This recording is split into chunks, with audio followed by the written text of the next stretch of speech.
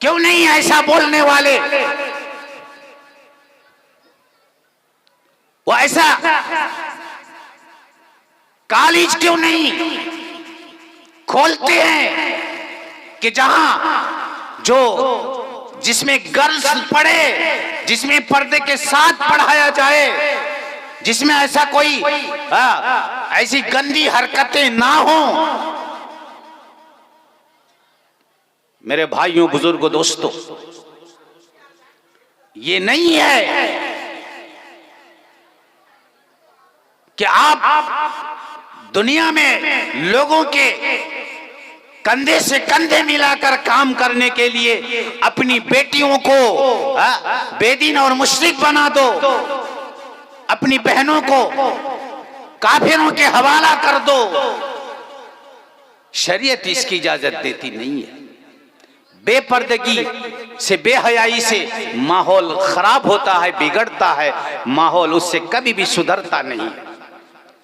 आज पूरी दुनिया में यूनिवर्सिटियां भर गई हैं, कॉलेजेस भर गए हैं, विश्वविद्यालय भर गए हैं। इतने इंजीनियर्स बन रहे हैं, इतने आईएएस ऑफिसर्स बन रहे हैं, आईपीएस ऑफिसर्स बन रहे हैं। बेहयाई क्यों कम नहीं हो रही है? रेप क्यों नहीं कम हो रहा है? धर्षण क्यों नहीं बंद हो रहा है? आज कॉलेजों में पढ़ने वाले बड़े बड़े इंजीनियर, बड़े बड़े प्रोफेसर, बड़े बड़े डॉक्टर्स, बड़े बड़े लेक्चरर्स और बड़े बड़े लीडर्स, क्यों वो लोग रेपिस्ट हैं? सिर्फ उरियानियत, बेहयाई, नंगापना, ये अल्ट्रा मॉडर्न जिस्मों को खोल कर दिखाना। और आप कह रहे हैं कि हम आगे बढ़ेंगे, अपनी औरतों को, अपनी बेटियों को भी आगे बढ़ाएंगे। भाई, कोई पर्दा के साथ आप बढ़ाइए ताकि आपकी बेटी की इज्जत बच जाए, आपकी बहन की इज्जत की हिफाजत हो जाए।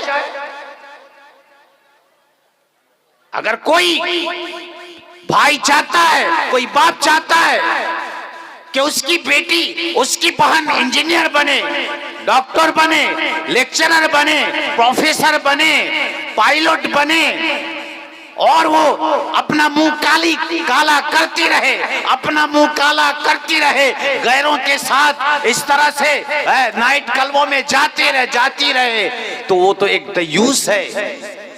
उसके अंदर ईमान है भी? तो फिर उसके दरमियान और काफिरों के दरमियान, बेईमानों के दरमियान, इस्लाम दुश्मनों के दरमियान, खुदा के दुश्मनों के दरमियान क्या फर्क रहा? इसलिए मेरे भाइयों, बुजुर्गों, दोस्तों, पर्दा आखिरी बात है।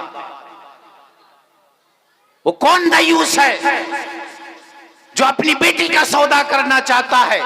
वो कौन दयूस है जो अपनी बहन का सौदा करना चाहता है, अपनी बीबी का सौदा करना चाहता है?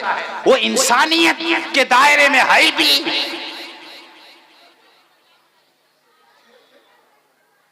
शायद बात पूरी नहीं होगी मेरे भाइयों, बुजुर्गों, दोस्तों। अभी छह औरतों का किस्सा बाकी है ना, 6 औरतों का किस्सा बाकी है ना। जो दूसरी औरत, जिन औरतों को ये सजा दी जा रही थी, क्या उनकी जुबानों को खींचकर, जुबानों के बल उन औरतों को लटकाया गया और उनको तरह तरह से सजाएं दी जा रही थी। आप सल्लम हजरत फातिमा के पूछने पर आप सल्लम ने फरमाया कि ये वो औरतें हैं, ये वो औरतें हैं जो बड़ों पर जुबान चलाती थी, जो शवर पर जुबान चलाती थी, जुबान दराज करती थी, शवर को बुरा भला कहती थी, शवर को गालियां तक देती थी। ये वो औरतें हैं। आज नहीं हो रहा है, हमारे माशरे में नहीं हो रहा है। अरे हजारों केसेस हैं, रोजाना ऐसे केसेस आते रहते हैं। शवर भी गाली देता है, बीबी भी शवर को गाली देती है। फिर दोनों तरफ से गालियों का बौछार होता है।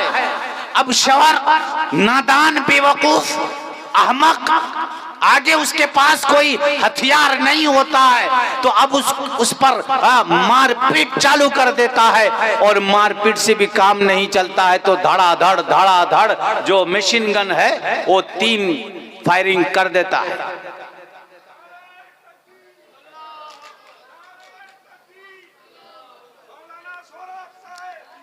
जोर से जिंदाबाद, अल्लाहु अकबर, जोर से बोलो ना भाई, अल्लाहु अकबर। हमारे आज की इस महफिल के रूह रवां मुकर्रिर आजम, मुकर्रिर अहम तशरीफ फरमा है। हर दिल अजीज मुकर्रिर हैं, सबके दिल को खुश कर देते हैं। बड़ी प्यारी बात करते हैं, बड़ा प्यारा अंदाज है, एकदम निराला अंदाज है माशाअल्लाह। तबीयत खुश हो जाएगी हजरत की बात सुनेंगे। और हजरत की बातों के सामने तो हम जैसों की बातें बहुत फीकी हैं, तो बात तो अधूरी रह गई। और वक्त की नज़ाकत है, वक्त में कमी है। हम खामखा हजरत को बैठाकर लबकुशाई करूंगा, ये अच्छी बात नहीं है। मुझे तो आप सुनते रहते हैं, फिर सुनेंगे इंशाअल्लाह, सुनाता रहूंगा और मुझे डर नहीं है। और जितनी दाढ़ी पक रही है ना, बाल सफेद हो रहा है, उतना अंदर से डर निकल जा रहा है। मैं किसी का परवाह नहीं करता, बिला झिझक बोलता हूं। जो हक बात है वो खुलकर बोलना है। इसलिए मेरे भाइयों, बुजुर्गों, दोस्तों, अपनी घर की मस्तूरात, अपनी बच्चियों को, अपनी बहनों को आप उन पर खुसूसी तवज्जो रखिए, उन पर नजरदारी रखिए। कहाँ जा रही है, क्या कर रही है, किससे बात कर रही है, ये गलती आप बिल्कुल मत कीजिए, नहीं तो ये आपकी बहन, ये आपकी बेटी आपको बेइज्जत कर देगी, सरेआम आपको बदनाम और जलील कर देगी, आपका नाम खाक में मिला देगी। बहुत कंट्रोल आपको उन पर रखना है। मेरे भाइयों, बुजुर्गों, दोस्तों, बेहयाई, बेपर्दगी को किसी भी हाल से सपोर्ट नहीं किया जा सकता है।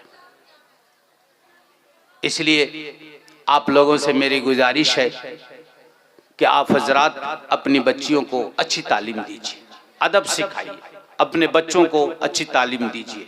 बिल्कुल तालीम की कमी है, हम अपनी बच्चियों को पर्दे के साथ अच्छी तालीम दें, अपने बच्चों को खुलेआम बढ़िया से बढ़िया तालीम दें, अच्छा एजुकेशन हम दिलाएं, अच्छे अच्छे कॉलेजों में, स्कूलों में दाखिला कराएं, लेकिन दीनी मिजाज के साथ, दीनी मिजाज के साथ, बददीनी मिजाज में नहीं। अगर आपने उसको मदरसे में नहीं पढ़ाया, मकतब में उसका दाखला नहीं कराया, शुरू में अगर आपने उसको कुरान नहीं सिखाया और दीन नहीं सिखाया, मैं एकदम गारंटी के साथ कहता हूं कि आपका बच्चा, अगर आप उसको डॉक्टर बनाइएगा, मास्टर बिना बनाइएगा, तो वो आपका बच्चा बिगड़ जाएगा। क्यों? उसको दीन सीखने का कहीं भी मौका नहीं मिला है।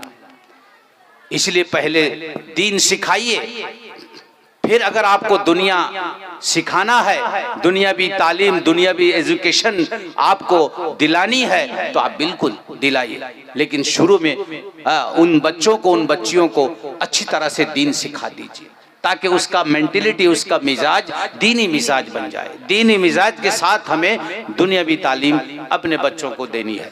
अल्लाह से दुआ है कि अल्लाह सुब्हानहू व तआला इस गांव वालों के साथ खैर व आफियत का मामला फरमाए, हिदायत का मामला फरमाए। अल्लाह इस गांव में अच्छे अच्छे डॉक्टर, मास्टर, इंजीनियर, मुफ्ती, मुहद्दिस पैदा कर दे, और जितनी भी बुराइयां हैं इस गांव में, अल्लाह इन तमाम बुराइयों को दूर कर दे, सबको अल्लाह हिदायत अता फरमाए, सही रास्ते पर चलाए। अल्लाह ताला हम सबको कहने सुनने से ज़्यादा अमल की तौफीक नसीब फरमाए। व आखिर दावाना अनिल हम्दुलिल्लाहि रब्बिल आलमीन। मैं भाई हज़रत का तारुफ पहले ही करा दिया हूँ, अब मैं कुछ तारीफ उनकी कोई तारीफ़ नहीं करूँगा, उनके रूबरू उनकी ज़ुबान पर कोई तारीफ़ नहीं करूँगा। आप उनकी बात सुनिएगा तो इंशाअल्लाह फिर आप खुद कहेंगे कि कितने बड़े आलिम हैं और किस मर्तबे के आलिम हैं। और वाक़यतन आज हम लोगों ने सचमुच किसी आलिम की बात सुनी है। सुनोगे इंशाअल्लाह। जो भाई इधर उधर घूम फिर रहे हैं उन लोगों से मेरी मुअद्दिबाना दरख्वास्त है, आप लोग अंदर आ जाइए। अभी भी बहुत कुर्सियाँ खाली पड़ी हैं, बेहतरीन निज़ाम बनाया गया है, बेहतरीन पिंडाल सजाया गया है। आप लोग आइए, अंदर आइए इंशाअल्लाह। हजरत की बातों की गर्मी और जो जोश है उससे आप लोगों की जो सर्दी और आप लोगों का जो ठंडा है वो सब निकल जाएगा इंशाअल्लाह। आप भी गर्म हो जाएंगे। तो अल्लाह ताला आप लोगों को दिल से इन हजरात और इन मेहमानों की बातों को सुनने की तौफीक नसीब फरमाए।